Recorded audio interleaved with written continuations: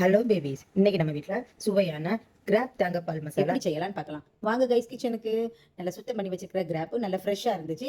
இது பண்ணுறதுக்கு first case on பண்ணி நம்ம கடாயில் தேங்காய் எண்ணெய் ஊற்றிட்டு பெருஞ்சீரகமும் கடுகும் போட்டு மிக்ஸ் பண்ணணும். நெக்ஸ்ட்டு கருவேப்பிலை போட்டுக்கலாம். அடுத்தது ரம்பெல்லாம் போட்டுக்கலாம். போட்டு நல்லா மிக்ஸ் பண்ணணும். மிக்ஸ் பண்ண உடனே 3 சில்லியே கட் பண்ணி போட்டுக்கலாம். நல்லா மிக்ஸ் பண்ண உடனே 3 வெங்காயம் சின்னதாக கட் பண்ணி அதையும் போட்டு நல்லா மிக்ஸ் பண்ணணும். ப்ரௌன் கலர் வந்தது 1 ஸ்பூன் இஞ்சி பூண்டு பேஸ்ட் போட்டு வதக்கிட்டு 3 தக்காளி அதுவும் போட்டு நல்லா மிக்ஸ் பண்ணணும்.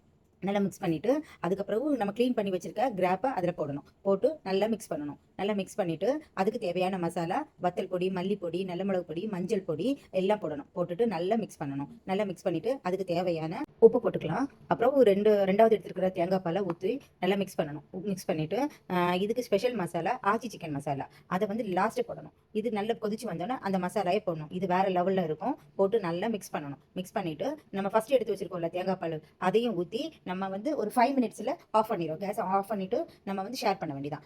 இதே மாதிரி நல்ல ரெசிபி வேணும்னா ட்ரெண்ட் பாஸ்கெட் ஐடியை சப்ஸ்கிரைப் அண்ட் லைக் பண்ணி சப்போர்ட் பண்ணுங்கள். See you guys, நெக்ஸ்ட் வீடியோவில் பார்க்கலாம்.